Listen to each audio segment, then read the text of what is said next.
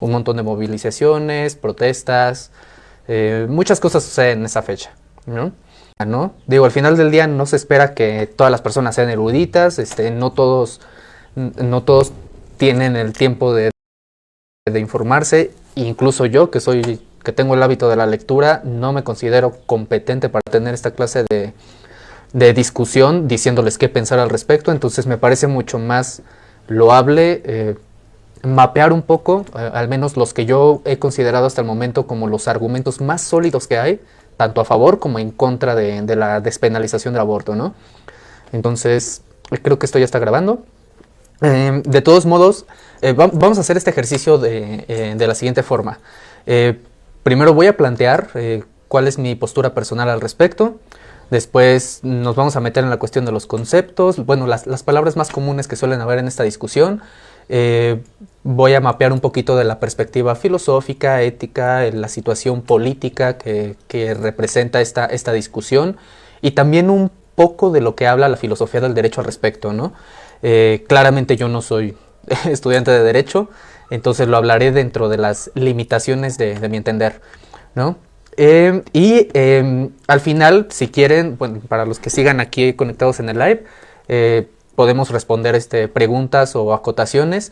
De cualquier manera, siéntanse libres mientras estoy haciendo la exposición de estos argumentos. Siéntanse libres de ir comentando, ir planteando sus preguntas, y al final intentaremos responder las que existan, ¿no?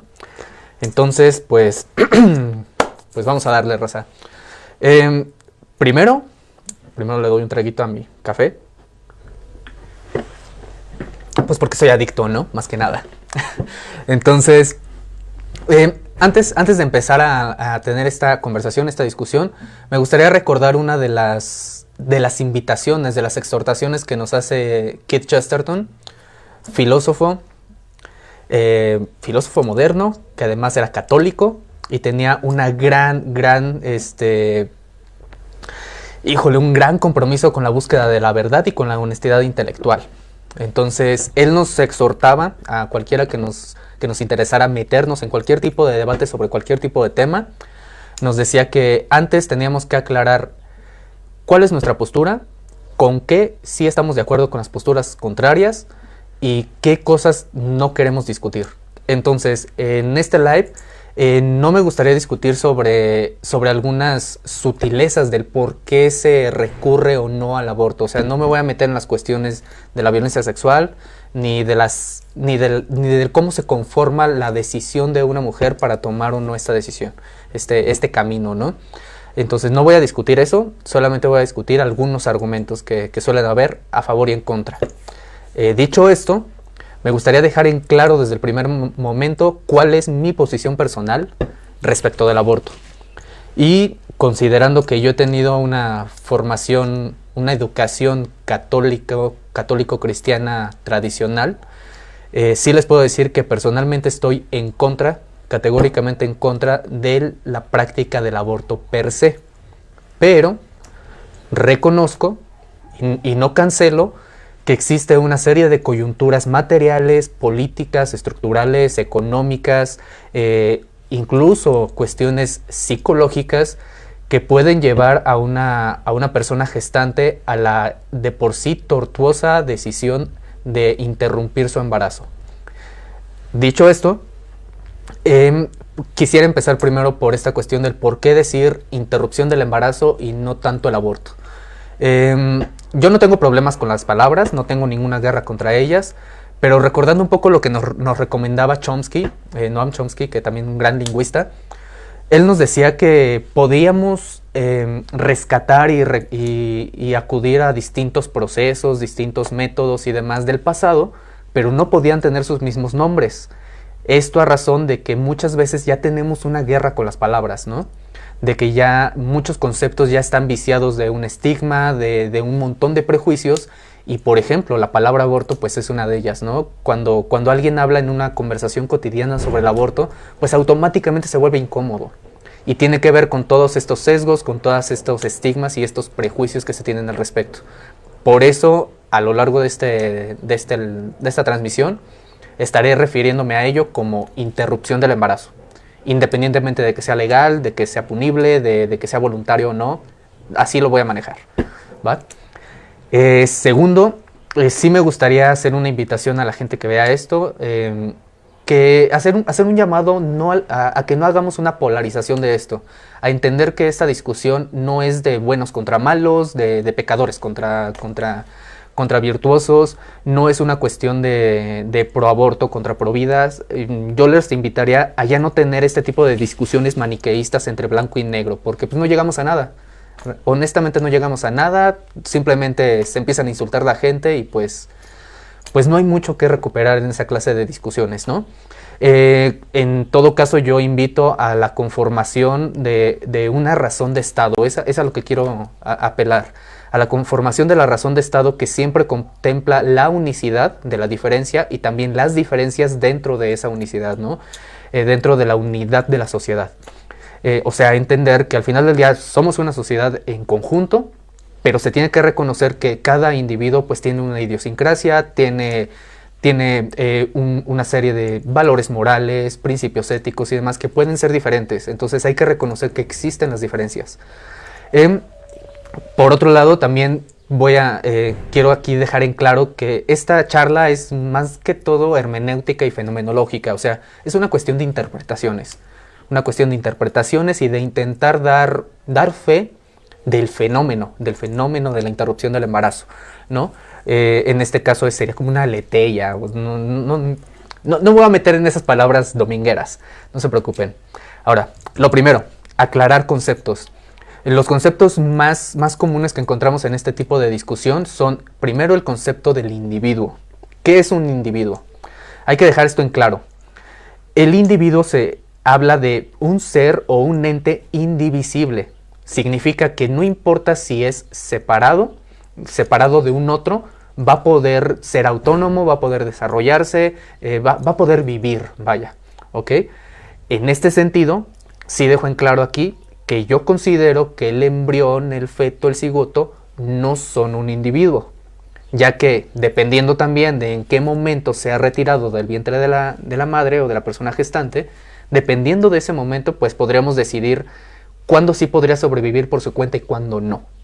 Entonces, de entrada, al menos podríamos asegurar que de las 28 semanas para atrás, no podríamos hablar de un individuo porque depende directamente de la madre. Depende de eso. Entonces, vamos a quitarnos ese sesgo, ¿no? No hay que referirnos al embrión como un individuo. Segundo, ¿el embrión es una persona? Pues no, tampoco es una persona. ¿Por qué? La persona, el concepto de persona viene de la etimología personare, que es la raíz etimológica de máscara. ¿A qué me refiero con esto? ¿Por qué no es una persona un embrión? Porque para que un ente o un ser se convierta en persona, primero tiene que ser socializada, tiene que ser inferida o insertada en el lenguaje. Nosotros podemos hablar, sí, de los embriones, podemos hablar de los fetos, podemos hablar del producto, del cigoto, podemos hablar de muchas cosas respecto de la gestación de un nuevo ser vivo. Pero no podemos decir que es una persona porque ese ser no habla de nosotros, no se comunica con nosotros. Entonces, al no existir esta dinámica entre ambos entes, pues no podemos decir que es una persona. La persona se forma ni siquiera al nacer, se forma después. La personalidad viene después. Entonces, también hay que quitarnos ese sesgo. El producto, el feto, el embrión, no es una persona. Hay que quitarnos eso. Tercero, el concepto de vida. Este es uno de los conceptos que de todos modos voy a estar rescatando constantemente en esta charla, porque debemos entender que desde la perspectiva de la biología y de los avances en biología, las ciencias no hablan del concepto de la vida humana. La vida humana es un concepto completamente metafísico, con características filosóficas, éticas, teológicas, que todas son muy respetables y son muy viables de rescatar para cualquier tipo de discusión, pero debemos entender que la biología habla de la vida en términos celulares, en términos del cómo existen ciertos procesos que permiten tanto la metabolización de energía, de distintas cosas, al mismo tiempo que la reproducción. Entonces, en ese sentido, pues cualquier célula, incluido un tumor cancerígeno, eso es considerado vida, porque existe proceso biológico. Ya después estaré entrando un poquito más a detalle en esa situación, pero vamos a llevar esto un poquito más fluido, ¿no? Ahora sí, me gustaría entrar primero a abordar la cuestión de la filosofía y la ética, que creo que es la que, al menos son dos perspectivas que personalmente considero las más necesarias. Antes de entrar a la filosofía olvidé una cuestión, una acotación que es importante que todos tengamos en consideración a la hora de tener este debate. Debemos entender que la interrupción del embarazo no es un fin en sí mismo, no es deseable para nadie, ni siquiera para quien se lo practica. ¿Esto a qué me refiero?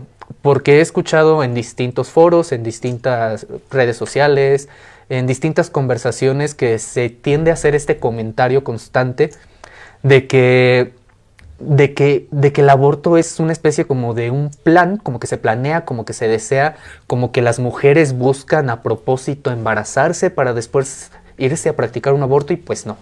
Pues no, la verdad es que nadie hace eso. O sea, ninguna persona hace eso. Y en todo caso, si encontráramos una ruptura a esa regla y viéramos una persona que activamente se embaraza para después practicarse un aborto, pues ahí más bien estaríamos hablando de algún tipo de psicosis, ¿no? Entonces esa persona pues sí tendría que ser más bien canalizada a otro tipo de apoyo, generalmente de acompañamiento psicológico, que se viera su situación en un psiquiátrico, más no en una cárcel. Eso es importante dejarlo en claro, ¿no? Dicho lo anterior, ahora sí vamos con lo de la filosofía y la ética. Primero, uno de los primeros choques que encontramos en este debate es la ética de mínimos y las máximas morales. En este sentido quiero rescatar lo que nos invitaba John Rawls en su teoría de la justicia sobre el velo de la ignorancia. ¿Qué significa esto?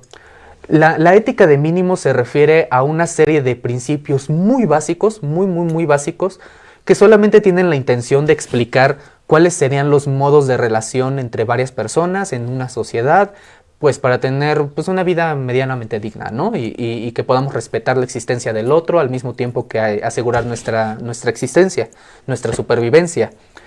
Mientras que las máximas morales pues tiene que ver más con estas cuestiones ya culturales, socioculturales, en que sí se dividen entre lo bueno, lo malo, lo correcto, lo incorrecto, lo justo, lo injusto. Y pues el problema de las cuestiones morales es que son contingentes. Y son contingentes materiales. Esto quiere decir que lo que nosotros aquí en México entendemos como bien y el mal, no necesariamente lo entienden igual en China, ni en Oriente Medio, ni en Rusia, ni en Argentina. O sea, podemos tener algunos criterios similares, pero no se entiende tajantemente de la misma manera. Esa es una de las debilidades que tienen las máximas morales, que son sumamente relativas en el sentido del cómo la gente entiende el bien y el mal. En ese sentido, yo apelo más a que defendamos una postura de la ética de mínimos. ¿Cuáles serían estos mínimos éticos que deberíamos defender? Primero la firmeza o fortaleza y después la generosidad. ¿Por qué? La firmeza, porque es este criterio que nos hace asegurarnos de nuestra propia existencia, ¿no? De asegurar nuestra supervivencia. Primero tienes que cuidar que tú sí puedas comer, que tú sí puedas tener donde dormir, donde resguardarte, que puedas tú tener cierto nivel de libertad y de capacidad de tú tomar tus propias decisiones y asegurarte de pues qué vas a hacer con tu vida, ¿no?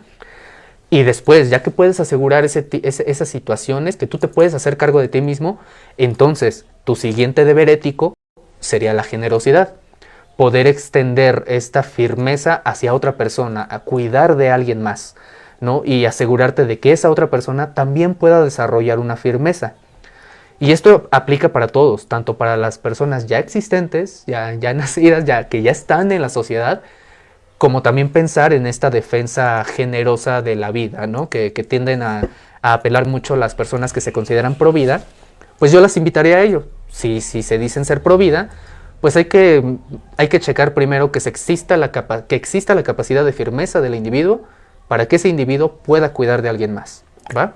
Entonces, esa es la primera gran dicotomía que tendríamos, en la cual yo les diría, hay que rechazar un poquito la moralización del tema, hay que rechazar un poquito esa cuestión, porque no da testimonio de todos los problemas que atraviesan a una persona cuando tiene que tomar esa clase de decisión. Y mejor apelemos por una ética de mínimos, que es mucho más práctica, mucho más fáctica, incluso tiende a ser mucho más justa, ¿no? Porque sí considera la idiosincrasia de todas las personas, sin importar cuál sea su credo, cuál sea su religión o cuáles sean sus principios familiares, ¿no? Hay que considerar eso. El siguiente punto que tiende a discutirse mucho en esta situación, en este debate sobre la interrupción del embarazo, es la lucha entre deontología, utilitarismo, y ahorita yo les digo cuál sería mi propuesta, ¿no? La deontología se refiere a lo que Immanuel Kant llamaba como el deber ser, siempre, ¿no? O sea, si decimos que robar es malo no importa cuál sea la circunstancia, siempre va a ser malo. O sea, si por ejemplo tú quieres robarte un pan porque tienes hambre, pues está mal, ¿no? O si te encuentras un billete en la calle, no lo puedes recoger y no te lo puedes llevar porque eso sería robar, ya que no es tu pertenencia. Ese es uno de las debilidades que suele tener la deontología, ¿no? El ver todo como todo bueno o todo malo, ¿no? La otra lucha que suele haber en esta discusión suele ser el utilitarismo, o sea, buscar la mayor cantidad de bien o la mayor cantidad de placer para la mayor cantidad de personas al menor costo posible. Pero también el utilitarismo tiene un problema, que cuando empezamos a generalizar ciertos criterios, pues siempre vamos a dejar a alguien fuera, siempre vamos a estar discriminando a alguien, siempre vamos a rechazar la idea de alguien más, su idiosincrasia, sus creencias, su religión y demás. Y pues eso complica todo y yo considero que no es justo dejar a nadie de fuera, ¿no? Y al contrario, como dije al principio, considero que sí es pertinente que este tema siempre sea problematizado y siempre sea debatido. Independientemente de qué legislaciones existan, debemos tener esta conversación. En la colonia se fue la luz, pero ya ahorita me conecté por otra vía para que tengamos esta charla, porque considero que es importante. De todos modos, le pido una disculpa a la gente que ya está conectada. Igual ya estoy respaldando esta otra transmisión para que se pueda guardar, ¿no? Y la puedan ver de todos modos en cualquier otro momento en esta misma vía, en Facebook, o lo puedan ver en YouTube o en alguna otra plataforma. Por esa situación no se apuren. Obviamente no iba a dejar de lado tener esta conversación que me parece tan importante. Ya nada más voy a asegurarme de que esto sí se pueda respaldar para que no tengamos ninguna complicación después, ¿no? Y puedan ver este contenido en cualquier momento. De todos modos, los invito, ustedes saben cómo funciona esta cuestión de las redes sociales. Si les agrada lo que estamos haciendo aquí en Mundo Mental, pues ya saben, reaccionar, comentar, darle like a los videos, compartir la página. Yo apuesto a que esta charla, pues hay personas a las que les va a interesar, ¿no? Entonces, pues compartan esto, sé que les va a agradar. A ver, estoy checando ahorita si ya está... Ya está transmitiendo chido. Ok. ¿En qué me había quedado? Sí. ¿Cuál sería la alternativa que yo les invito? ¿Cuál sería esa alternativa? Estábamos hablando del utilitarismo versus deontología y por qué ambas visiones pues tienen problemas, ¿no? Tienen sesgos y no sería lo adecuado tener las discusiones morales dentro de esos dos términos. En todo caso, lo que yo considero que me parece mucho más viable es tener una discusión y una perspectiva consecuencialista.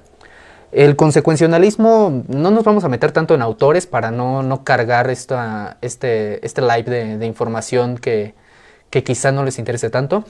El consecuencialismo a lo que se refiere es a que el proceso de tomas de decisiones o el proceso bajo el que vamos a juzgar o analizar un fenómeno debe ser pensado en las causas que provocan una situación, cuáles son las motivaciones, las intenciones y sobre todo cuáles son las consecuencias de un acto.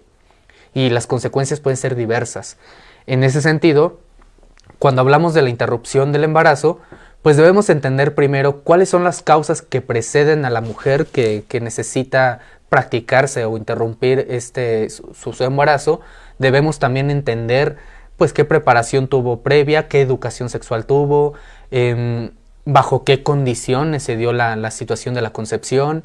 Debemos tomar en consideración cuáles son sus condiciones materiales, o sea, si realmente está en posibilidades de mantener o no, de cuidar o no a un neonato, a un bebé, y sobre todo, pues qué consecuencias va a tener tanto para la madre, en términos de salud fisiológica y salud mental, y también de estabilidad económica, como de cuáles serían las consecuencias de traer al mundo a un nuevo ser que tal vez no tienes la capacidad de garantizar su firmeza, su fortaleza y el que tenga un desarrollo, una vida y un desarrollo dignos. Esa sería la recomendación que yo haría al respecto. O sea, veamos más, en lugar de hablar de deontología o de hablar de utilitarismos, hablemos de consecuencialismo, ¿no? De qué pasa con cada uno de estos casos. Esto nos invita precisamente a que no veamos el tema de la interrupción del embarazo como un todo, como algo general, como que es la misma situación para todas las personas. No, sería entender en casos específicos cuáles son las situaciones que atraviesan a una persona para tomar esa clase de decisión.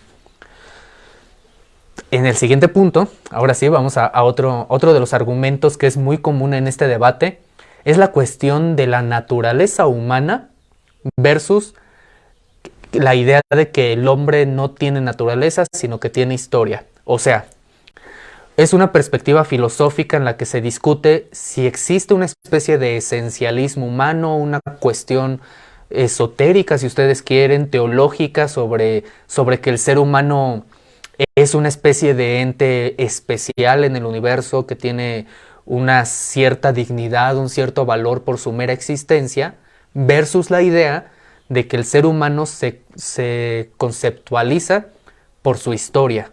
O sea, que un ser humano, sabes que es ser humano por su capacidad de inteligencia, racionalización, lenguaje, la capacidad que tiene de reunirse con otros entes de su misma especie para lograr cosas, o sea, hacer historia, ¿no?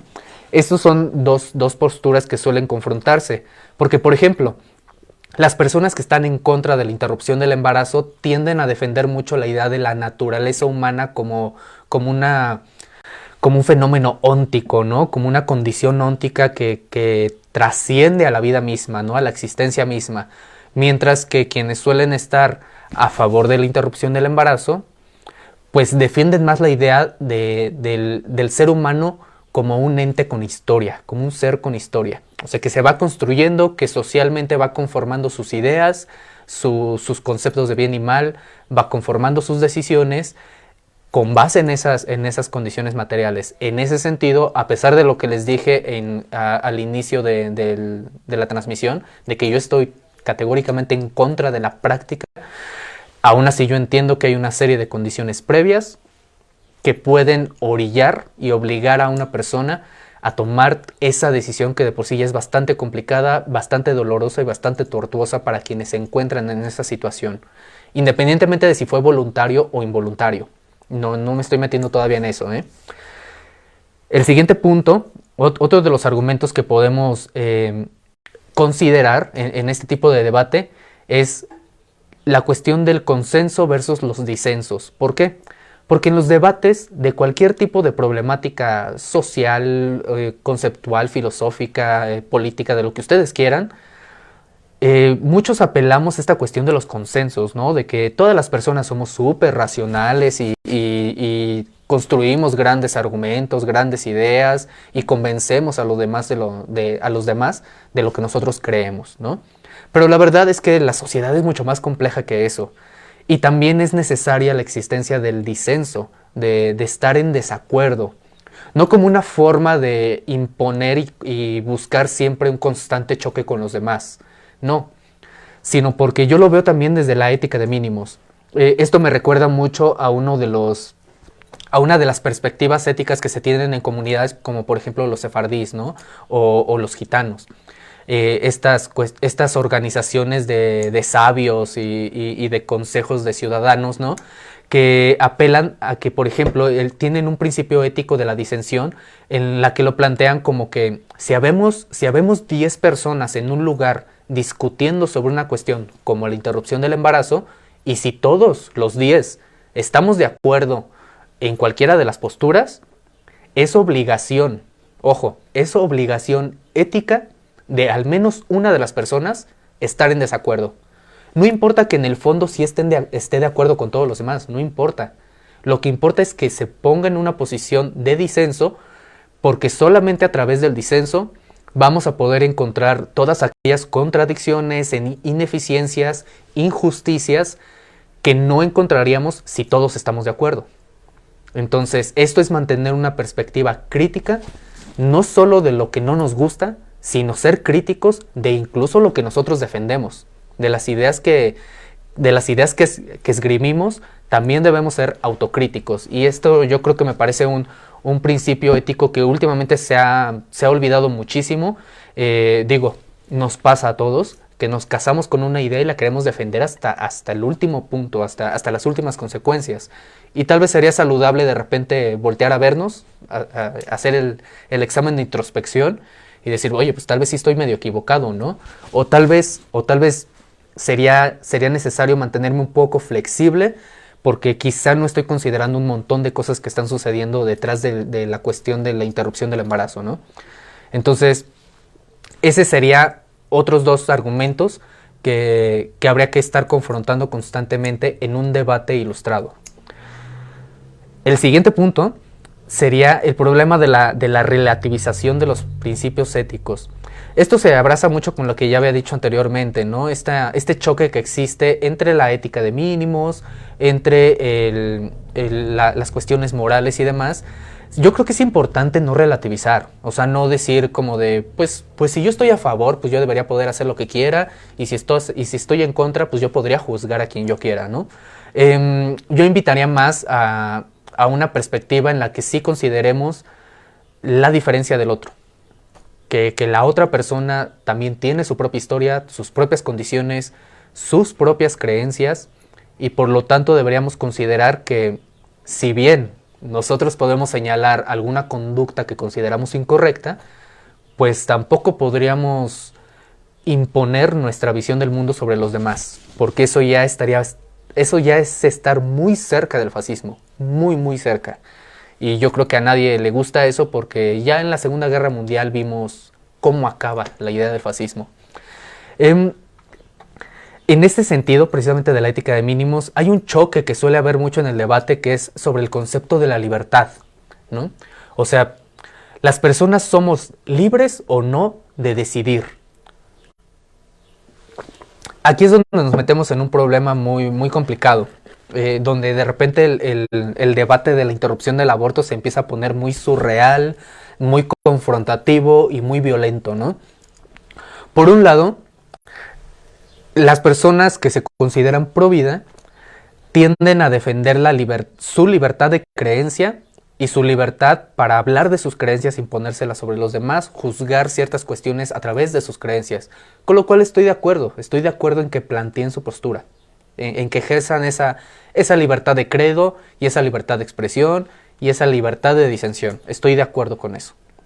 Pero no podemos dejar de lado que las personas que se encuentran en la situación de decidir si interrumpir o no su embarazo, también se supone que, al menos en términos jurídicos, también poseen una libertad de decidir sobre sus cuerpos, sobre sus vidas, sobre sus condiciones económicas, incluso sobre sus condiciones de salud, porque recordemos que el problema de la interrupción del embarazo no siempre es una solución pensada para la violencia sexual, por ejemplo, para una cuestión así. A veces también tiene que ver con sí el deseo de tener un hijo, pero resulta que las condiciones fisiológicas de la madre no son las aptas para tenerlo y pone en riesgo su vida. Entonces debemos considerar eso, ¿no? Que debería estar en libertad tanto de la mujer en ciertos casos y en pareja, cuando sí es una concepción decidida y que sí buscan procrear. es importante que exista la opción, que tengan la opción, no la recomendación, no la exhortación, no la incitación a, o sea, no es decirles hazlo, es podrías hacerlo dependiendo de lo que tú decidas, ¿no? Entonces debemos ver esta cuestión de la libertad de esa manera.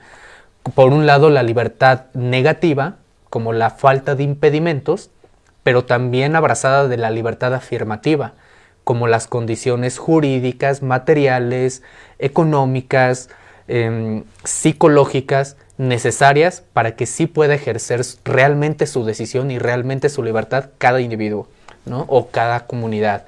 En ese sentido, pues debemos entender que hay una diferencia, ¿no? Entre la libertad como una potencia absoluta, que sería algo así como que es la voluntad ut natura o la voluntad ut faculta, ¿no? Que es la libertad entendida como algo que ya el ser humano ya tiene, ¿no? Libertad de hacer o ser. Pero por otro lado también está la libertad ordinata. Eso es a lo que yo me refería hace un momento con la cuestión de buscar la razón de Estado, ¿no? Buscar que a través de las instituciones que al final del día ya están dadas, o sea, no las tenemos que crear, ya están ahí y ya nos gobiernan y ya nos ponen leyes y demás, pues utilicemos esa estructura, ese andamiaje para fortalecer esta libertad como potentia ordinata o lo que se conocía también en la filosofía clásica como la voluntas ut ratio, ¿no? O sea, la voluntad razonada. Es importante también tener en consideración qué entendemos por libertad a la hora de meternos a decir a quién imponemos ciertos criterios, cómo hacemos las cosas. O sea, es importante siempre tener esto en consideración, ¿no? En ese sentido, de hecho, me gustaría que tengan en consideración para que no se metan tanto en estar a favor o en contra de ciertos tipos de libertad. Tal vez sería factible o sería recomendable recordar lo que nos decía Michel Foucault, ¿no? Sobre la libertad, que en realidad, al menos en la modernidad, en esta época en la que vivimos, la libertad ya no es una libertad natural de poder hacer todo lo que quieras y poder creer todo lo que quieras, sino que la libertad suele ser más bien una especie de circulación conflictiva del poder, o sea, y esto ya es de las instituciones y de las leyes, es esta circulación conflictiva del poder que se instancia en los cuerpos y en las subjetividades. O sea, muchas veces creemos que somos libres de tomar ciertas decisiones, de recurrir a ciertas prácticas, de muchas situaciones, pero creemos que somos libres porque no somos conscientes de todo lo que nos atraviesa, de todo lo que ya nos condicionó, de todo lo que ya nos sesgó, incluso antes de usar la razón, ¿no? Y ahí sí se puede meter a la cuestión de la biología molecular, del cómo ya se habla de que ya no podríamos hablar de una división entre la mente y el cuerpo, ¿no? Sino que tu cuerpo es tu mente es tu cuerpo, o sea, es una misma gran cosa. Y si tienes problemas de alimentación, pues también vas a tener ciertos problemas cognitivos, ¿no? O si tienes un desequilibrio genético, pues también va a afectar en tus decisiones, en tus capacidades de comprensión, de lenguaje, de muchas cosas, ¿no? Y al final del día, entonces, es ahí donde vemos que la libertad no es tan libertad, ¿no? Y pues no todos lo somos. Y yo diría que realmente, pues casi nadie lo es. Y solamente podemos ejercer un poco de libertad cuando entendemos todo lo que nos atraviesa. Siguiendo este orden de ideas, otra de las cuestiones que suele haber mucho choque en este debate, al menos en términos filosóficos, es en la cuestión de la teología versus la idea del modernismo, ¿no? O sea, por un lado, las ideas religiosas que ya son milenias, ya vienen desde la Edad Media y algunas desde antes, versus el cómo entendemos el mundo moderno, ¿no? La cuestión de la técnica, la cuestión de los avances tecnológicos, de nuevos procedimientos médicos, de los nuevos avances científicos, ¿no? O sea, está como que constantemente ese choque, ¿no? Antes de hablar de ambos argumentos, me gustaría recordar y tomar en consideración, y que es parte de mi postura, lo que nos decía Walter Benjamin sobre el mito del progreso. O sea, debemos entender, él que se dedicó a la antropología política, él decía, por ejemplo, que la modernidad bien podría ser señalada como un genocidio encubierto. Ahorita les digo por qué, ¿no? Y por otro lado, o sea, ese argumento de Walter Benjamin precisamente viene a criticar nuestra idea del progreso y nuestra idea de la modernidad, porque son ideas problemáticas, ideas muy problemáticas. ¿Y por qué son problemáticas? Porque si también nos dedicamos solamente a defender los avances de la ciencia y los avances de la técnica, pues se puede llegar a posturas eugenecistas, o sea, a posturas que tienden a calificar a los seres humanos en sus valores dependiendo de su raza o dependiendo de sus capacidades. Y puede que al principio suene lógico o suene viable, ¿no? Catalogar el valor humano de esa manera. Pero si lo piensan bien, así es como se cometen muchas atrocidades, así es como empieza el racismo, la xenofobia, la búsqueda de matar bebés o matar personas solamente porque tienen algún tipo de neurodiversidad o porque tienen alguna especie de paraplegia. O sea, es peligroso hablar de que la técnica y de que la ciencia y que lo fáctico tiene que estar siempre por encima de la religión, ¿no? En ese sentido, o sea, la verdad es que ese es un argumento que sí le condono yo a los religiosos, en el sentido de que los valores religiosos sí son importantes tenerlos en consideración. O sea, no como un argumento para imponer, sino para considerar que existe eso, ¿no? ¿Por qué? Pues porque la religión al final del día nos da una serie de principios, una serie de criterios para valorar la vida, proteger al prójimo, ser más generosos. Ya saben, todas estas cuestiones que la verdad sí está chido que la defiendan, sí está chido que los religiosos defiendan esa postura, pero algo que también está a favor de la técnica, a favor de la modernidad y en contra del pensamiento moral religioso, tiene que ver precisamente con la facticidad actual. O sea, es comprensible hablar de que la interrupción del embarazo es un pecado y está mal y es indeseable y es injusto y no está chido. Es comprensible, la verdad es que es comprensible y es bastante sostenible y es un argumento muy sólido. Pero debemos entender que independientemente de lo que nosotros creamos al respecto, creamos o dejamos de creer, pasa. O sea, de todos modos, el aborto va a seguir pasando, va a seguir sucediendo. Si se lo prohibimos, si les damos 40 años de cárcel y demás, de todos modos va a pasar. El problema es que va a pasar en la clandestinidad. Eso es lo que tenemos que prevenir, porque en la clandestinidad pasan muchas otras cosas y que están fuera de las decisiones de cada individuo y que como sociedad, como una sociedad que realmente se preocupa por el prójimo, pues no deberíamos permitir, ¿no? No deberíamos permitir que se vean obligadas a recurrir a esta práctica clandestina. O sea, en la facticidad del acto, debemos entender que existen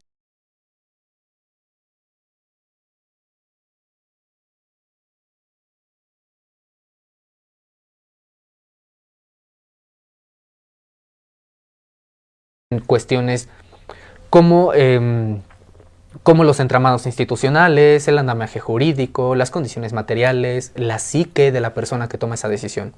Todo eso debemos tomar en consideración. Después tenemos la cuestión de los problemas morales. Bueno, yo ya me metí un poquito en esta cuestión del problema moral versus el problema de la salud pública. Por ejemplo, el dogma judeocristiano, que es el que más impera de este lado del charco, pues tiene dos principios que yo considero que para las personas que se asumen como religiosas y de verdad tienen una idea de una defensa generosa, desinteresada, genuinamente cristiana o genuinamente católica, como la quieran ver, que sí están realmente queriendo defender la vida, yo les invitaría a que antes de condenar a una persona que se va a practicar, que va a interrumpir su embarazo, antes de salir a condenarlos como pecadores, como que se van a ir al infierno y se los va a jalar las patas al diablo y demás, antes de aventarse a eso, recordemos dos grandes principios de la tradición judeocristiana, que son las que en la antigüedad se llamaban las columnas torales de la divinidad. ¿Cuáles son estas columnas torales? Y yo creo que la mayoría las conoce. Justicia y misericordia, fuerza y bondad. ¿A qué nos referimos con esto? O al menos a qué se refiere la teología judeocristiana con esto. A que debemos entender que la divinidad opera en ambos sentidos. No tiene una más fuerte que la otra. Siempre opera en ambos sentidos. En esta cuestión a lo que se refiere es a que sí debemos velar por la justicia. Debemos considerar de que la interrupción del embarazo no es deseable y que no está chido y que no deberíamos permitirla. Pero deberíamos considerar las condiciones de nuestro prójimo. ¿Qué es lo que obligó a la persona, a nuestro prójimo, a tomar esa decisión? Y si sabemos que ya es una situación que ya es incómoda, ya es tortuosa, ya es difícil para la otra persona el siquiera concebir la idea de practicarse un aborto, pues quizá lo mejor que podríamos hacer como cristianos sería aplicar la misericordia. Considerar de que no está en esa posición porque quiere, no está ahí porque se le ocurrió el fin de semana pasado meterse con 40 cabrones con la única intención de ir dentro de 3 semanas a practicarse un aborto. O sea, hay que pensar que eso no sucede, eso no pasa, ¿no? Entonces, el deber cristiano sería considera el principio de misericordia. Ponte en su lugar. Un verdadero cristiano, y esto ya lo dice la mayoría de los teólogos, tanto cristianos como católicos, y los pueden ir a revisar, como Thomas Mumford, por ejemplo, debemos considerar de que un verdadero cristiano siempre va a estar dispuesto a asumir para sí mismo todo aquel sufrimiento que le puede ahorrar a su prójimo. Eso es lo que hace un cristiano de verdad. O sea, esto quiere decir que si ya estás viendo que una mujer, que una persona gestante ya se encuentra en una decisión muy difícil de interrumpir su embarazo por las cuestiones que sean, pues el que tú vayas a señalarlo en la calle como pecador o como que se va a ir al infierno, la verdad es que no le va a ayudar en nada. No le estás ayudando. No estás pensando realmente en todo lo que le atraviesa, ¿no? Todo lo que le angustia. Y tu deber como cristiano sería pues ayudarle a cargar un poco de esa cruz y no condenarlo, sino ver tal vez, si tú quieres tal vez cómo convencerlo de que cambie de opinión, pero si no cambia de opinión, ver la manera en la que le puedes ayudar para que sea de una manera segura, de que se sienta acompañada, de que sienta que realmente la persona que está frente a ella, aunque sea religiosa, realmente entiende su religión y realmente la aplica. Eso es lo que tendría que hacer un religioso de verdad en este tipo de situaciones. Sí defender su postura pro vida, pero considerar que tienes que estar dispuesto a cargar la cruz de tu prójimo, o de lo contrario, pues quién sabe qué tan cristiano seas, ¿eh? Entonces hay que considerar eso. Otra cuestión de la defensa de la vida, y que esto me parece muy importante, es la cuestión de la vida como un fin en sí mismo versus la concepción del si todas las vidas merecen ser vividas. Y esto es bien complicado de discutir, raza, porque es ahí donde nos metemos en otro tipo de problemas, ¿no? Porque, por ejemplo, o sea, yo creo que sí es bastante generoso y bastante loable defender la vida como un fin en sí mismo. O sea, entender que el solo hecho de que exista la vida, deberíamos buscar maneras de protegerla. En este sentido, yo me ciño mucho a la ética de Baruch Spinoza. Baruch Spinoza, por ejemplo, él no hablaba de que matar esté mal, porque te vayas a ir al infierno o porque se te va a aparecer el chamuco. O sea, él no decía eso. Él decía, matar está mal porque la razón de ser de la existencia es la proliferación de la vida. Y si el principio básico de la existencia es la creación, pues entonces la destrucción de la otra vida es indeseable y es injusta y no deberíamos permitirla. En ese sentido, yo me voy mucho por la ética de Spinoza en esa cuestión. Entonces yo considero de que sí deberíamos defender la vida como un fin en sí mismo, independientemente de si hablamos de la vida biológica o de la vida humana, independientemente de eso. Entonces sí apelo yo mucho a una defensa generosa y ética de la vida, de la existencia, de la proliferación de esa creación, ¿no? Pero como todo, pues hay problemas, ¿no? Eso trae problemas, que es esta otra dicotomía, ¿no? Que sería la cuestión de todas las vidas, o al menos las vidas humanas, ¿todas merecen ser vividas? Y con esto no me refiero solamente a qué tal que el bebé que nace resulta ser el próximo Hitler, o resulta que es el que aprieta el botón del fin del mundo y todos nos morimos en un holocausto nuclear. No estoy queriendo llegar a ese punto. Lo que digo es que deberíamos preguntarnos qué clase de vida estamos defendiendo. O sea, a mí me parece generoso sí defender la vida del embrión, ¿no? Decir, pues sí deberíamos permitirle nacer, deberíamos, ¿no? Pero deberíamos también preguntarnos qué clase de vida le vamos a dar. Porque si como sociedad, ya no como individuos o como pareja o como familia, si como sociedad estamos obligando a las mujeres a que tengan a ese bebé, a que a huevo lo tienen que hacer nacer, tienen que respetar la vida de ese embrión y deben hacer que nazca, si de verdad vamos a defender eso, pues entonces también debemos preguntarnos cuestiones como qué educación sexual integral se le está dando a las niñas a temprana edad, desde temprana edad, para que entiendan cómo funcionan sus cuerpos, cómo protegerse, cuáles son los anticonceptivos, cómo prevenir un embarazo. Y también deberíamos pensar en qué condiciones se desarrolla, si se desarrolla en una colonia con altos niveles de inseguridad, pues las probabilidades de que abusen sexualmente de ella, no solo en su colonia, sino en su propia casa, son altísimas, muy altas. Entonces deberíamos tomarnos más en serio esa defensa de la vida y no solamente acotar esa defensa de la vida a 9 meses. Deberíamos acotarla a toda la línea de existencia de cualquier persona, desde que es concebida hasta que se muera. Eso sí sería una verdadera defensa de la vida. Decir, vamos a traer a un bebé al mundo. ¿Para qué? ¿Para que jale de payasito en el crucero? ¿Para que no tenga oportunidades reales? ¿Que no acceda a un sistema de educación eficiente? ¿Que no tenga oportunidades de desarrollo de talentos? ¿Que no tenga oportunidades laborales? ¿Que tenga que pasar hambre?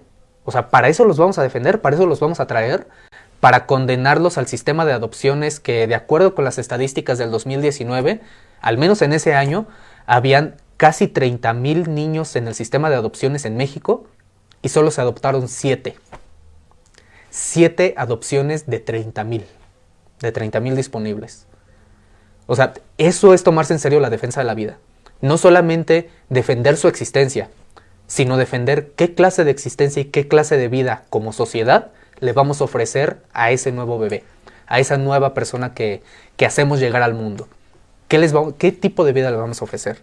Entonces, sí estoy a favor de los pro vida, o sea, en cuanto al concepto, ser pro vida, pues sí, yo creo que cualquiera lo seríamos, cualquier persona con un poco de ética lo sería, pero debemos pensar también qué clase de vida le estamos dando a nuestra gente, a esos bebés. En esta misma cuestión, en esta línea de argumentos sobre la cuestión de la vida, pues debemos también entender este concepto de que las células de un humano que acaba, y aquí voy a citar precisamente a un doctor, es un doctor en química con especializaciones en biología molecular y pues ahorita es de quien más estudios se están dando sobre la embriología, sobre cómo funciona el cuerpo de las personas, que es el doctor Alberto Kornblit. De todos modos, en los comentarios de este live les voy a dejar algunos articulitos, algunos links para los que se quieran meter ya de lleno a los estudios y quieran revisar un poquito de qué se está diciendo al respecto. Ya los expertos, no yo, no un pinche chairo como yo, para que vayan a checarlo, ¿no? Para que vayan a verlo. Por ejemplo, él decía que las células de un humano que acaban de vivir siguen vivas por un tiempo no despreciable y al respecto cabe preguntarse por qué para algunos es aceptable concebir que después de la muerte legal de una persona, definida en función del cese de la actividad cerebral o del latido de un corazón, sus células sigan vivas por un tiempo. Y resulta para esas mismas personas difícil concebir que un embrión humano esté formado por células vivas, pero todavía no es un ser humano. ¿A qué se refiere él con esto? Él se refiere específicamente a situaciones muy especiales en las que, por ejemplo, la madre o la persona gestante pues pone en riesgo su propia existencia, pone en riesgo su vida por seguir con esa gestación, por seguir con ese embarazo. E incluso muchos han llegado al punto de decir, pues que se muera la mamá y salvamos al bebé, ¿no? Digo, las posturas existen. No voy a decir si esto está bien o está mal. Lo que él invita con esa reflexión es a que nosotros pensemos, a ver, si vamos a defender la vida, ¿por qué no defender ambas? O sea, sí, defendamos al embrión, pero también defendamos a la madre. Y además, ¿para qué traerías, por ejemplo, a un bebé a la existencia, a la vida, si tal vez muere la madre y es su única cuidadora potencial, ¿no? O sea, ¿quién lo va a cuidar? ¿Quién le va a ejercer? ¿Quién va a expresar su capacidad de fortaleza a través de la generosidad para cuidar de ese bebé hasta que ese bebé desarrolle su propia firmeza, su propia fortaleza y se pueda hacer cargo de sí mismo? Recordemos que como mamíferos somos uno de los animales que más tardan en desarrollarse. O sea, mientras un potrillo acabado de nacer a las pocas horas ya camina solo y ya puede empezar a buscar comida y demás, los bebés no.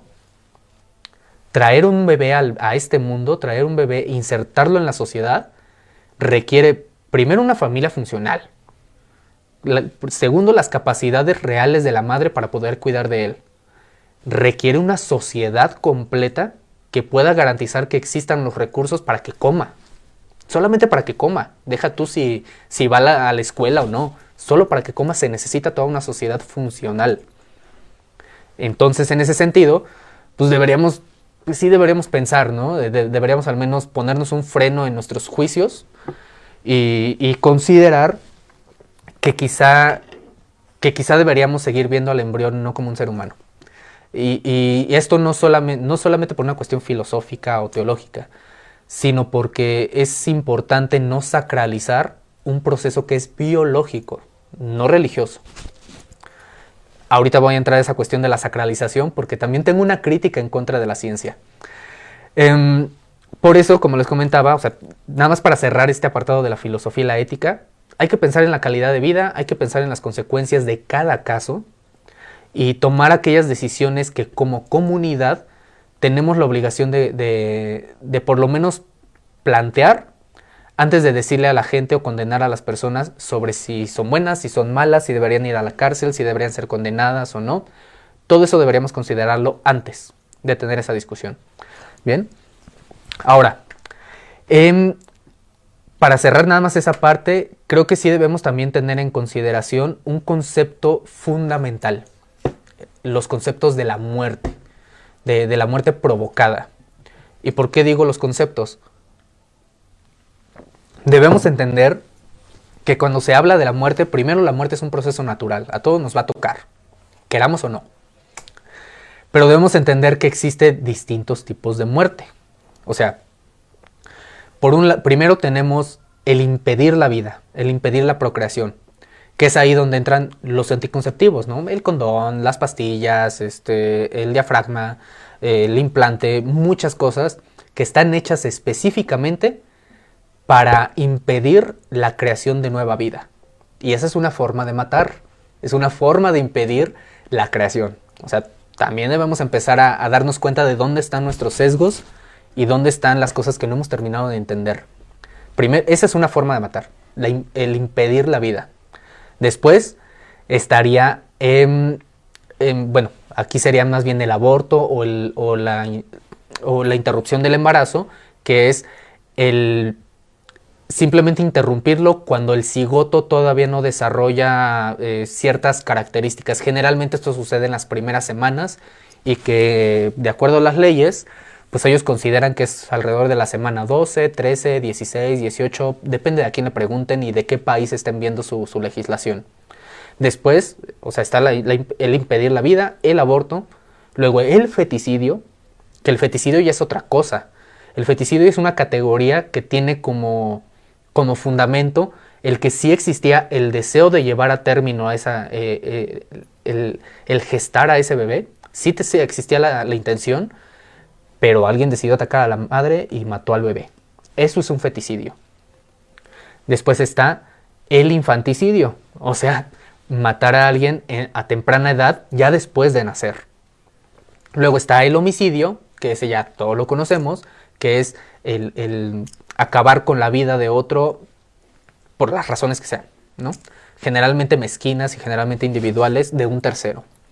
Y al último tenemos la eutanasia, que es el decidir por sí mismo el acabar con la propia vida, por las razones también que sean. Y la eutanasia también se puede dividir ahí en dos, ¿no? Por un lado la eutanasia como una decisión personal y por otro lado la eutanasia asistida, que es un concepto que últimamente se ha estado explorando como alternativa para ya no hablar de la pena de muerte, porque la pena de muerte tiene una carga teológica que ya dejó a la sociedad con un trauma histórico, ¿no? Del cómo la pena de muerte se utilizaba por la Inquisición, por ejemplo, y pues terminas matando a cualquiera por razones muy mezquinas. Lo que se habla de la eutanasia asistida, nada más, como un paréntesis ahí, es apelar, por ejemplo, al tema de los asesinos seriales.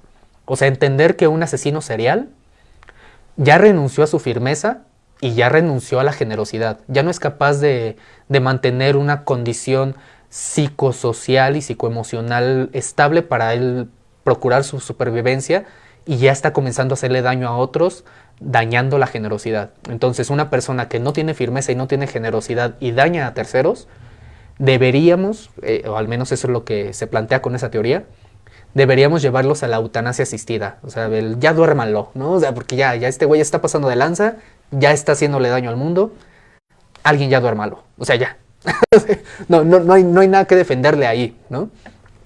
Entonces, tener en consideración también el cómo está el espectro de lo que entendemos por la muerte es importante para este debate, para saber dónde sí podría ser considerado un delito el interrumpir un embarazo y dónde no deberíamos considerarlo como un delito, ¿va?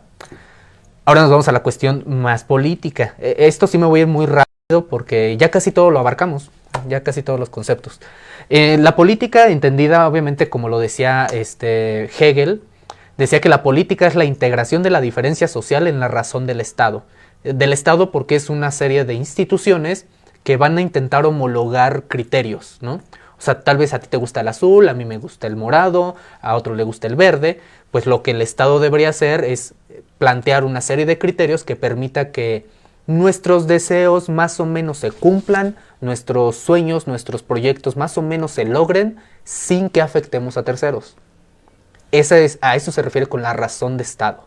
Y para eso pues se tienen que llegar a consensos, ¿no?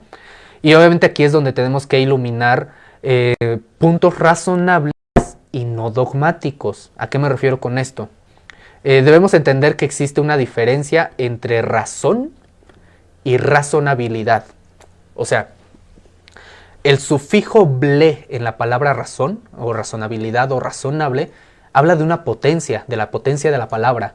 La razón la puede desarrollar casi cualquier persona en su intimidad, en su subjetividad. Pero el hecho de que tú razones una cosa no significa que la otra persona lo va a entender igual. Para eso se habla de lo razonable. O sea, del cómo yo puedo hacer que mis ideas sean también comprensibles para ti. A eso se refiere Hegel con la razonabilidad en el Estado. Decir que vamos a plantear reglas y criterios que no los entiendan solo los católicos, o solo los satánicos, o solo los pro vida, o solo las feministas. O sea, no. Deben ser criterios que todos entendamos, que todos seamos capaces de comprender y de llevar a buen puerto, ¿no? Por lo menos para tener una base sobre la cual tomar decisiones y tomar posturas. Entonces, esa es una de las cuestiones que sí debemos tener muy en consideración, porque al final del día, como les decía hace un momento, pues el Estado ya está ahí, o sea, ya está dado. No es como que nacimos en una jungla. O sea, ya están las instituciones, hay que aprovecharlas, ¿no? Ahí es donde tenemos un choque, que solemos tener un choque ideológico entre el humanismo teológico y el materialismo histórico. Son dos perspectivas filosófico-políticas ahí un poquito que están como medio en choque, pero también tienen puntos de encuentro. El humanismo es esta idea de que el ser humano es el centro de la lógica del universo y somos una especie de animal con características muy especiales y muy trascendentales que nos coloca por encima de la naturaleza. Ese es el humanismo.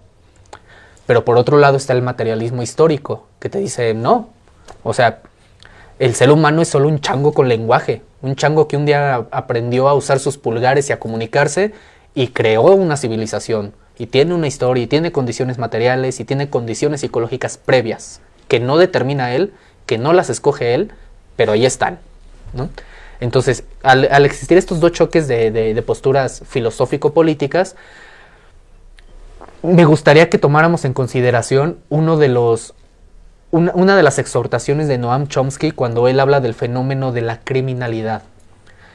Cuando él hizo una crítica contra el capitalismo hace unos 30 años, o 20 creo. Él hablaba de que uno de los principales problemas de la lógica capital de ahorita, o sea, no está hablando de la de 100 años, o sea, esta lógica de la competencia, de que échale ganas y la meritocracia y de que tú busca tus propios sueños y a la chingada a los demás, mientras tú estés bien, pues, todo chido, el primero yo, luego yo y al último yo.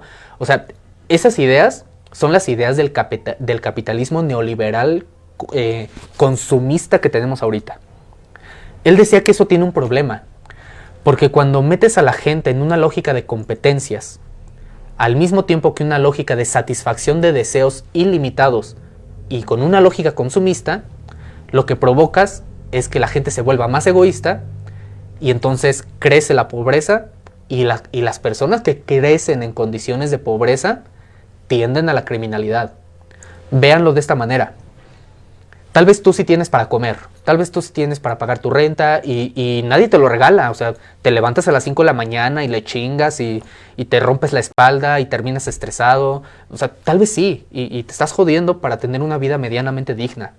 Sí, pero debemos entender que hay gente que nace y crece en condiciones de pobreza y de marginalidad que muchas veces nosotros no logramos comprender. Entonces, si nos vamos a la defensa de la vida y a las leyes básicas de la vida como lo es la supervivencia y la reproducción, pues deberíamos entender que una persona que no tiene para comer, que no tiene educación, que no tiene oportunidades laborales, solo tiene dos opciones: matar o morir. Y si tú te estás muriendo de hambre y tu hijo te está pidiendo de comer, ¿qué vas a elegir? O sea, honestamente, ¿qué elegirías tú si ves que tus hijos te están pidiendo de comer y no tienes nada para darle? Tal vez solo tienes una pistola o tienes un cuchillo. ¿Qué vas a hacer? ¿Vas a dejar que tu hijo se muera? Pues no. O al menos yo no conozco a nadie que haga eso. Obviamente vas a buscar la manera de sobrevivir. Y esto no es una forma de justificar la criminalidad. Simplemente digo que entiendo las condiciones bajo las que se origina la criminalidad. Eso es lo que yo estoy diciendo.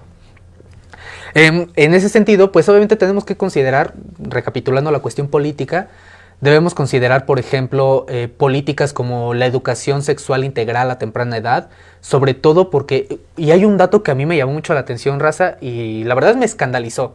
Digo, si hubiera sido un dato de la Edad Media, pues diría, o sea, la Edad Media, no espero gran cosa de la Edad Media, pero son datos muy recientes. La edad promedio para el inicio de la vida sexual de las mujeres en México es de 12 años. 12 años. Y es el promedio. Significa que hay niñas que iniciaron su vida sexual involuntariamente desde muy chiquitas. O sea, ya hay abuso sexual desde antes. Y muchas otras inician su vida sexual, tal vez sí de manera voluntaria, pero ignorantes del cómo funciona su cuerpo. Porque al existir esta estructura religiosa que dice no hables de condones, ni siquiera hables de toallas sanitarias, o sea, hay mucha gente a la que ni eso le permiten hablar, deberíamos quitarnos esos sesgos y plantear programas educativos, precisamente de educación sexual integral. Que los niños y las niñas comprendan cómo es su cuerpo, cuál es su intimidad, quién puede tocarlos y quién no, cómo se pueden proteger de un depredador sexual. Obviamente no les vamos a decir esas cosas de te van a violar, no lo vamos a decir, porque son niños, pero tenemos que encontrar las estrategias para poderlos prevenir ante esa clase de peligros, y sobre todo para que cuando lleguen a la pubertad y lleguen con todas estas hormonas que se empiezan a disparar, pues por lo menos sepan las consecuencias de una decisión que podrían estar tomando y que podría ser la decisión que cambie para siempre sus vidas. O sea, deberíamos plantear eso, ¿no? También deberíamos atender las condiciones materiales, lo que les decía. Una mujer o una persona gestante que crece en condiciones de marginalidad no tiene muchas herramientas ni materiales ni psicológicas para tomar decisiones claras, racionales y con perspectiva hacia el futuro. No las tiene. No podemos decir que se merecen lo que les pasó o que se merecen haberse embarazado en la adolescencia solo porque no entendían cómo funcionaba su cuerpo. Entonces debemos también pensar en eso, ¿no? En cómo empezar a sacar a la gente de la pobreza, siquiera para que empiecen a tener un desarrollo de la moral y de la ética un poco más consciente. También debemos debemos considerar las coyunturas de las personas gestantes. Con esto me refiero a que debemos tener en consideración el cómo se suscita la concepción de la nueva vida. Si fue a través de un ataque sexual, si sí fue una decisión, si fue obligada tal vez por su pareja. Recuerden que el que tu pareja te obliga a tener relaciones es también una forma de abuso sexual. Recuerden eso, no importa que sea tu esposo, no importa que sea tu novio, si te está obligando y no quieres, es un abuso sexual. También debemos tener esas consideraciones y también, por ejemplo, otras cuestiones, ¿no? Como el que tal vez sí querían tener hijos, pero si, por ejemplo, viene con alguna deformidad, algún tipo de condición fisiológica, el embrión, vaya, que va a tener complicaciones, no solo al nacer, sino a lo largo de su vida, ahí es donde debemos dejar que cada pareja decida si se sienten con la capacidad de generosamente cuidar de una vida que no va a poder cuidar de sí misma. Y con esto hablo precisamente de un tema que a mí personalmente me importa muchísimo, que es el capacitismo. O sea, ¿cuál es la relación que tenemos como sociedad con los discapacitados o las personas con funcionalidades diferentes? Y también con los neurodivergentes, ¿no? Que muchas veces no nos podemos dar cuenta de entrada. Tal vez sí podemos prevenir con todo este avance de la ciencia, decir si tu bebé viene con algún tipo de síndrome de Down, por ejemplo, o si va a venir con algún tipo de, no sé, de parálisis cerebral. O sea, ese tipo de cosas sí nos podemos dar cuenta, pero no podemos adivinar a priori si va a tener Asperger o va a tener autismo. O sea, que suelen ser cosas que ya más o menos se van viendo después, ¿no? Ya después de nacido. Debemos entender eso, el cómo como sociedad nos relacionamos con los discapacitados y con las personas neurodivergentes para poderles dar generosamente una vida digna. Que no tengan que depender solo de la caridad, sino que sí tengan una vida digna tanto familiar como de la sociedad, protegiéndolos a ellos. Debemos considerar esa clase de programas sociales que la verdad es que sí estamos bastante rezagados en eso. Y aquí es donde les hablo de la política, porque les quiero platicar brevemente un caso sobre el aborto, precisamente, sobre la despenalización del aborto, que fue el caso de Canadá por ahí de los 70s, 80s, creo. Uno de los criterios por los que el gobierno de Canadá en su momento despenalizó el aborto y comenzó a convertirlo en un programa de salud pública de acceso gratuito, esto es bien importante, no fue porque hubiera un problema de violaciones o un problema de embarazos no deseados tal cual. O sea, no se enfocó en eso, sino que en aquel entonces se dieron cuenta de que empezó un brote de enfermedades de transmisión sexual exacerbado, entre ellos la sífilis, la clamidia, la gonorrea, cosas muy, muy feas. Y obviamente muchos empezaron a sospechar, pues entonces tal vez las mujeres pues andan de coscolinas, ¿no? Andan con 20 cabrones. Pero al empezar a hacer un estudio ya a modo, ya muy específico, muy analítico y reflexivo sobre por qué tantas mujeres, porque además eran las mujeres, no los hombres. Eso es lo que el gobierno notó, o bueno, los estudiosos en su momento dijeron, bueno, si hay tantas mujeres con problemas, con enfermedades de transmisión sexual, pues debemos también tener un chingo de hombres con ese problema. Y se dieron cuenta de que no, de que la mayoría de esas mujeres contrajeron infecciones por haberse practicado en algún punto de su vida un aborto clandestino. Y es ahí donde entonces el gobierno de Canadá dijo, a ver, se supone que esto está penado y de todos modos lo están haciendo y ahora están poniéndose en peligro ellas y en peligro a sus parejas. Entonces, ¿cómo vamos a evitar esta crisis de salud pública? Despenaliza el aborto.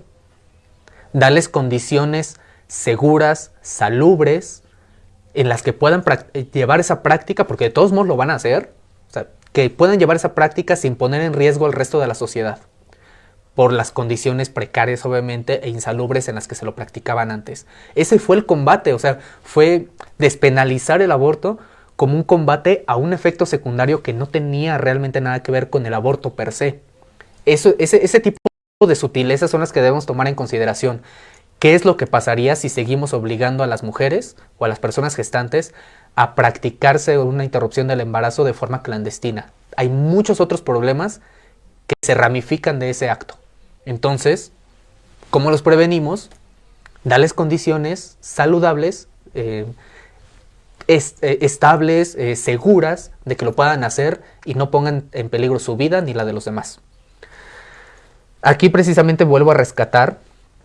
Ya terminamos con esta parte política. De hecho, creo que me estoy extendiendo, ¿eh? Si creen que estoy choreando mucho, no duden en decirlo. Aquí me gustaría rescatar un poco de lo que precisamente el doctor Alberto Kamlit dijo en su debate en el Senado de Argentina sobre esta cuestión de la despenalización del aborto. Él intentando, obviamente, desde su disciplina como biólogo molecular y como doctor en química, él intentar hablar del qué debemos entender, ¿no?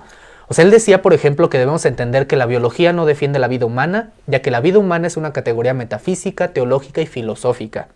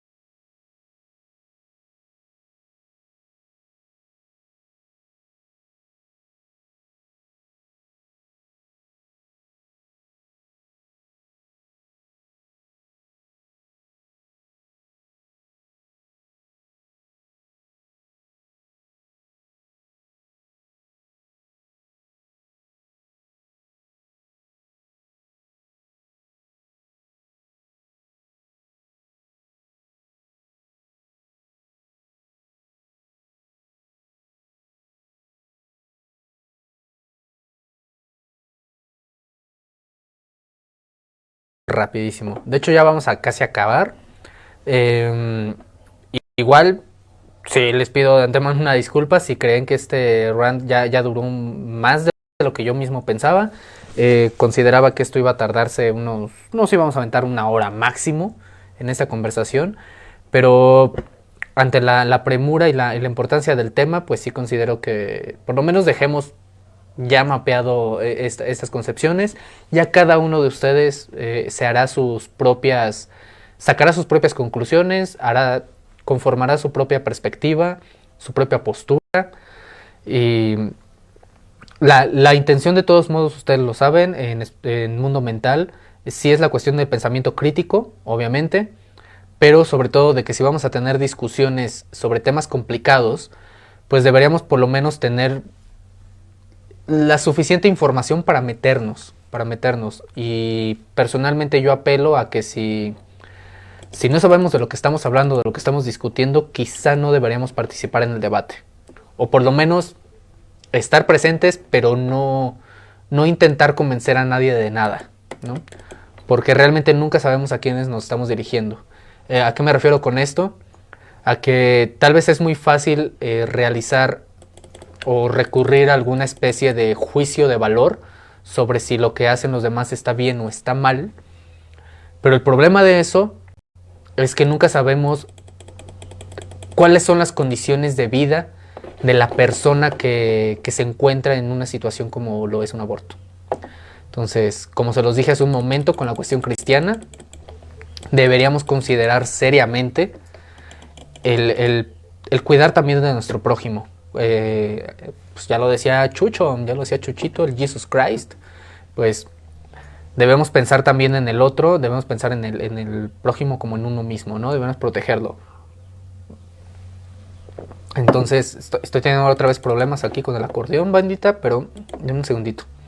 De todos modos, hablábamos sobre la cuestión del doctor Alberto Conblit respecto del cómo, bueno, si quieren ya, ahorita en lo que reacciona a esto, la grabación, ya después grabaremos para respaldar el video. A ver, la cuestión del embrión. Una de las premisas que también defiende el doctor Conblit respecto a este difícil debate es que debemos desacralizar el embrión. ¿A qué se refiere con desacralizar? Nosotros obviamente culturalmente tenemos una concepción de que la vida inicia desde el momento en el que el espermatozoide y el óvulo se juntan, ¿no? Y que quizás sí sería razonable hasta cierto punto y generoso pues defender ese tipo de vida, ¿no? La existencia de esa vida como un fin en sí mismo.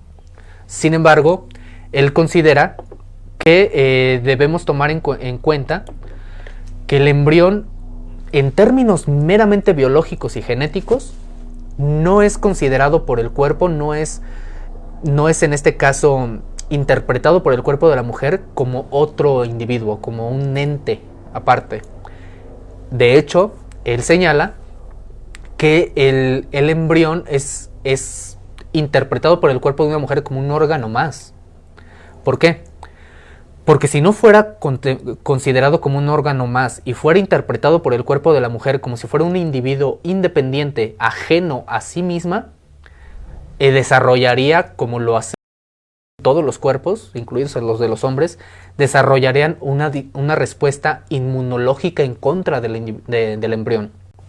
O sea, la única forma de explicar por qué es posible el desarrollo de un embrión en el vientre de una mujer es porque el vientre de la mujer está diseñado para interpretarlo como si fuera su riñón, como si fuera su estómago, como si fuera un tumor, como si fuera un tumor cancerígeno. Eso es lo que el cuerpo entiende como la existencia del embrión en el vientre.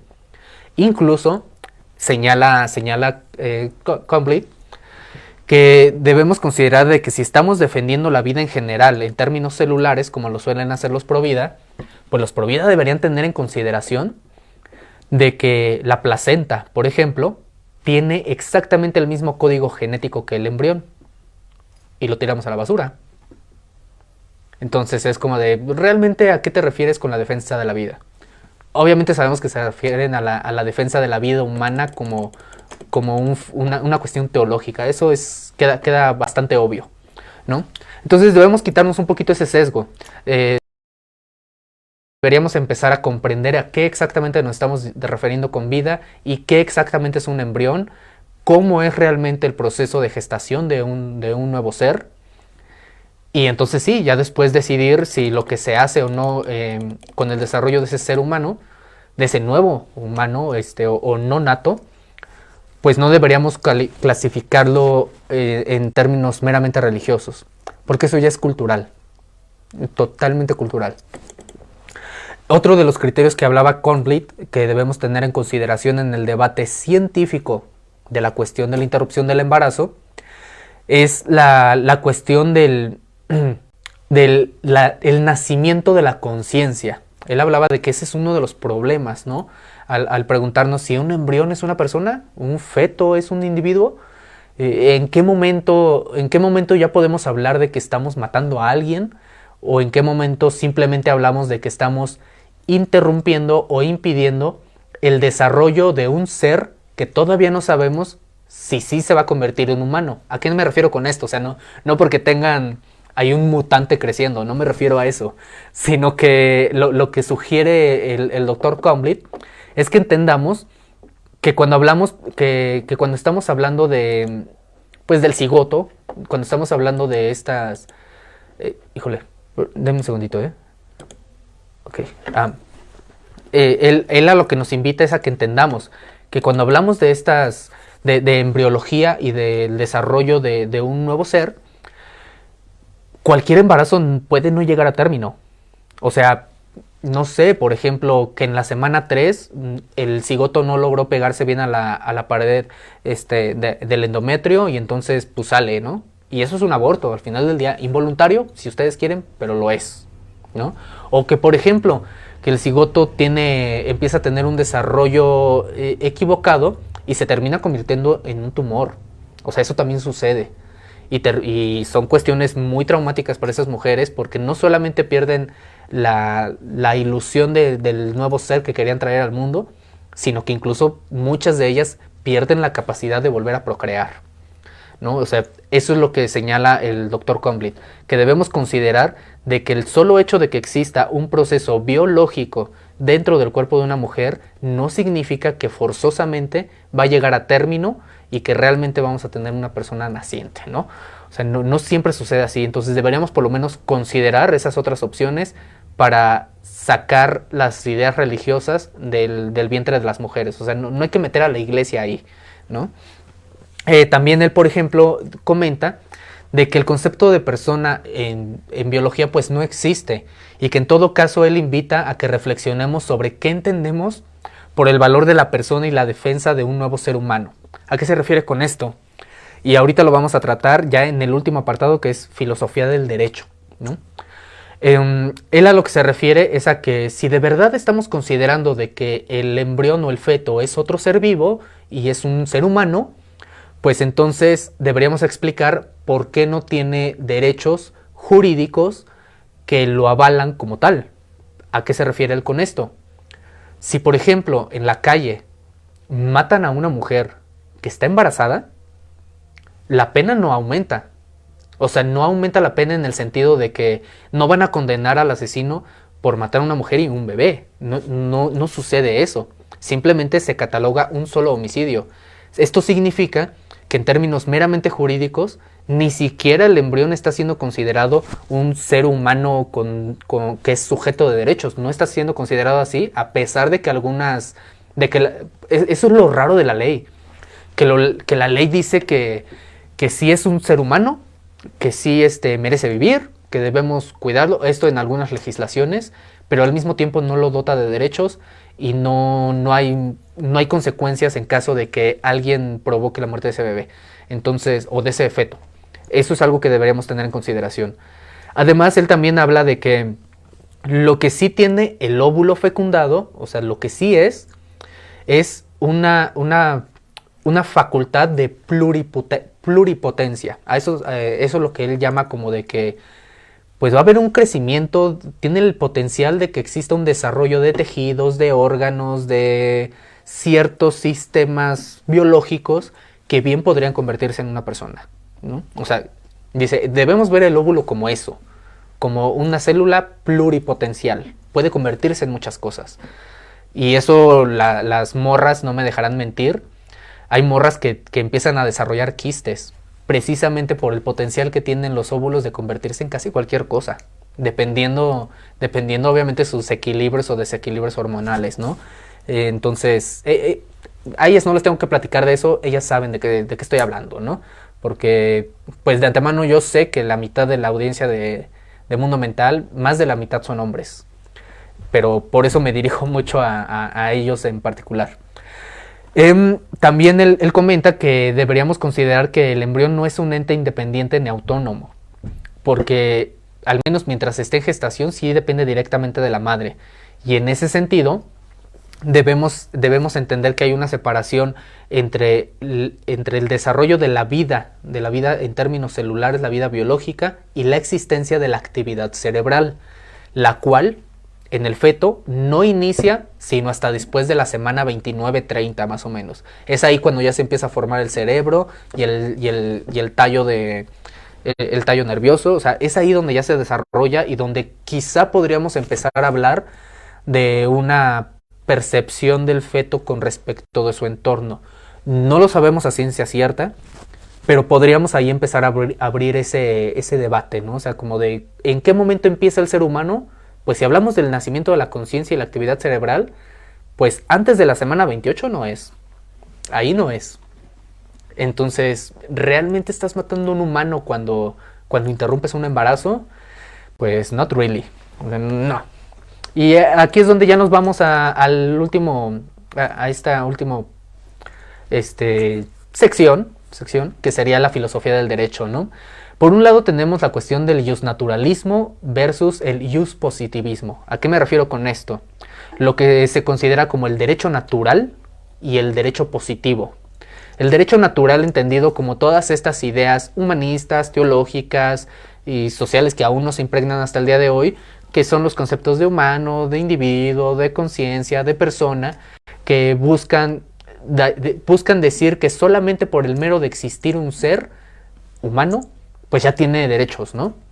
Mientras que por otro lado el justpositivismo o el derecho positivo dice que pues realmente no importa tanto cuáles son los derechos humanos o los derechos naturales que se te den, no importan si no se te garantiza su respeto, su protección y la capacidad de que puedas ejercerlos y hacerlos respetar. Si no tienes esa capacidad, pues qué más da que digas que tienes derechos humanos si nadie los respeta, ¿no? Entonces, ahí son cuestiones que debemos tener en consideración y aquí es donde hay una crítica en cuanto a la filosofía del derecho que debemos empezar a discutir con respecto de los sistemas jurídicos, que sería la crítica tripartita del derecho, o sea, validez, justicia y efectividad. ¿A qué me refiero con esto?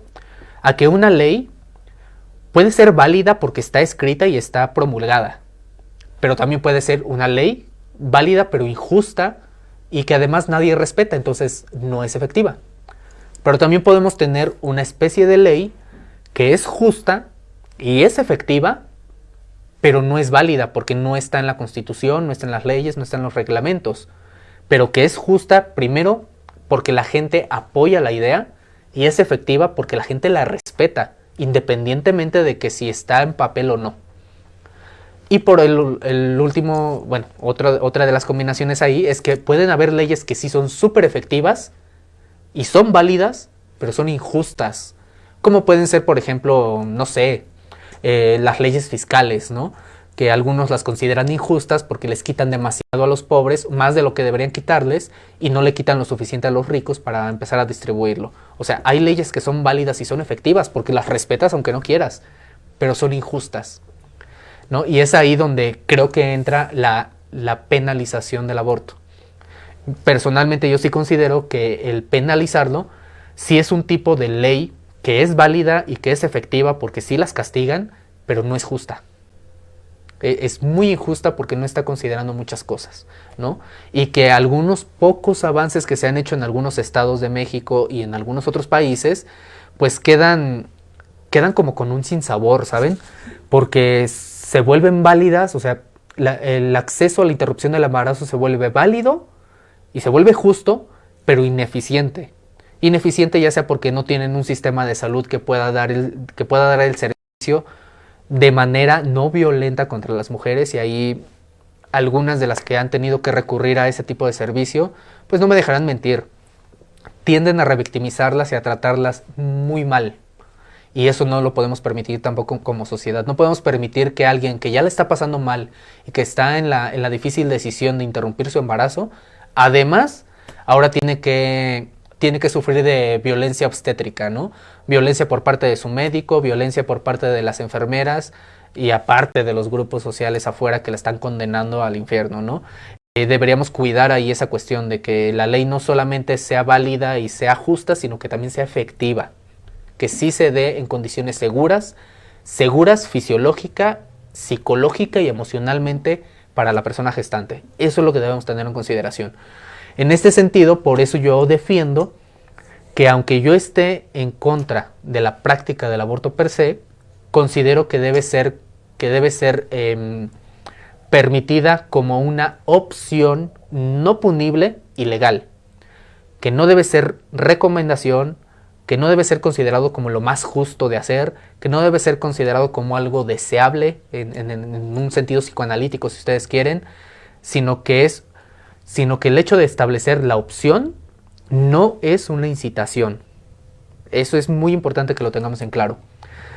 Para ello, obviamente, debemos establecer o reflexionar sobre una especie de parangón o jerarquización y equilibrio de los derechos en conflicto. ¿Cuáles derechos en conflicto? Pues los derechos del embrión o feto y los supuestos derechos del embrión y el feto y los derechos de la mujer o la persona gestante ya existente, que ya está insertada en la sociedad, que ya está insertada en el lenguaje, que ya es sujeta de derechos. Eso es lo que debemos tener en cuenta. Hay una serie de derechos, jus naturales y positivos, que están en conflicto. Lo que ahí debemos establecer es una jerarquización de esos derechos. ¿Qué es más importante? ¿Defender la vida? Sí. Pero si ambas vidas no pueden ser defendidas al mismo tiempo, entonces ¿cuál vamos a defender primero? ¿Y bajo qué condiciones? Y luego, ¿qué certezas sociales, económicas, políticas y demás le vamos a dar a cualquiera de los dos que hayamos defendido? Eso es lo importante que debemos empezar a reflexionar en términos de la filosofía del derecho. Obviamente debemos entender que los derechos suelen ser progresivos y no recesivos. Esto lo comento porque ya he escuchado muchos debates en los que hablan de que cuando se hable de derechos humanos hablemos solamente de los derechos de primera y segunda generación, como diciendo que los de cuarta y quinta, que son los más actuales, como que esos no valen porque son derechos progres, ¿no? O sea, progres. Lo que debería recordar esa gente es que precisamente el objetivo de que los derechos sean progresivos es dejar una suerte de vacío en la ley que permita la visibilización de nuevas realidades, de nuevas condiciones, de nuevas formas de relacionarse socialmente, y que esas nuevas formas van a exigir nuevas leyes, nuevos criterios, nuevos derechos. Entonces, no debemos retroceder hacia el pasado y decir, no, pues hay que tener el mismo sistema de justicia que tenía la Santa Inquisición, porque era más justa, ¿no? Porque era divina. No, es decir, a ver, ya superamos eso. Ya protegimos el trabajo, la vivienda, la educación. Pues ahora tenemos nuevos problemas, nuevas injusticias se han empezado a cometer. Hay que empezar a atenderlas esas sin descuidar las que ya teníamos, ¿no? Las que ya resolvimos. Ese es el objetivo del derecho progresivo. Y al menos ese es el que yo defiendo, ¿no? Pensar en esa idea. Y obviamente esto significa que al jerarquizarlos, al crear este parangón de derechos, pues debemos entender que en algunos momentos vamos a tener que suspender los derechos de alguien que podrían no generar consecuencias adversas en la sociedad. O sea, en este sentido, las consecuencias de retirarle sus derechos a una mujer que ya está insertada en el lenguaje y en la sociedad, sus consecuencias son mucho peores que suspender los supuestos derechos naturales de un embrión que ni siquiera habla y no tiene aún actividad cerebral, ¿no? Por eso ahí es donde la gente sí debería preguntarse de forma seria, si el embrión tiene o no, es o no un sujeto de derecho. Y es donde tenemos que proteger a las mujeres y a las personas gestantes, reconociendo que ellas ya tienen un derecho positivo reconocido, que es el derecho a la salud, tanto fisiológica como mental. Debemos proteger eso porque ya está en papel, ya se supone que es válido, se supone que es justo y deberíamos hacerlo efectivo. Y obviamente la vida digna, ¿no? Como se los comentaba. En este sentido cierro con una de las citas también de Alberto Conley, que es: para la mayor parte de las legislaciones, incluso en donde está penalizado el aborto, la persona humana comienza con el nacimiento de la vida, con vida. Es decir, cuando el bebé se separa completamente de la madre. Establecen que si el embarazo se interrumpe de forma natural o provocada antes del nacimiento, la persona no habrá existido nunca jamás. No hay conflicto entonces en considerar distinto el concepto de persona y el concepto de embrión o feto. Incluso no hay conflicto en concederles derechos suspensivos al embrión, los cuales se hacen efectivos únicamente al nacer con vida. Para cerrar esto, ya nada más me quiero dirigir ya no a las mujeres, sino a mis congéneres vatos. Si nos vamos a estar metiendo como hombres en esta cuestión del debate del aborto, de la despenalización o del castigo, dependiendo de la postura que ustedes tengan, si de verdad como hombres nos queremos meter en este debate, hay otros temas que nosotros tenemos que empezar a conversar también de manera muy seria. Cuestiones como la vasectomía, nuestra responsabilidad en la reproducción, el usar el condón, el usar algún tipo de otros tipos, ahorita que ya están saliendo nuevas técnicas de métodos anticonceptivos como el Basalgel. Como hombres debemos empezar a tomarnos más en serio esta cuestión. O sea, digo, si al final del día nos vamos a sentar o nos vamos a subir en nuestros caballitos morales como hombres a decirles a las mujeres qué hacer con sus cuerpos, pues deberíamos entonces también nosotros tomar responsabilidad, ¿no? Responsabilidad como individuos del cómo yo me comporto respecto de mis hábitos reproductivos, ¿no? O sea, y de cuál es mi impacto, porque recordemos una cosa, vatos, las mujeres no se embarazan por una pedrada, ni porque el Espíritu Santo baje, o sea, no va a pasar, no va a ser por eso. Entonces sí tenemos una responsabilidad ahí, primero como individuos, reconocer esa responsabilidad. Y ahora como sociedad, como comunidad, nuestra responsabilidad como hombres, si de verdad vamos a defender estos discursitos de que soy un macho y que protege y que quiere y que soy aliade, los aliades, o los que son machistas y que dicen, no, es que el hombre es el proveedor, es el que protege a las mujeres y bla, bla, bla, bla, bla. O sea, si le van a jugar a esos discursitos, pues háganlos efectivos y comprométanse política y socialmente con su comunidad a ver la manera en la que nos podemos organizar para que cuestiones como la violencia sexual, como las condiciones inequitativas entre géneros dejen de suceder. Que no permitamos y que no cerremos filas como hombres de que cuando señalan a alguien como agresor sexual, pues me hago de la vista gorda, ¿no? No, o sea, debemos tomarlo más en serio y entonces decir, si vamos a entrar en este debate, tenemos esas dos responsabilidades.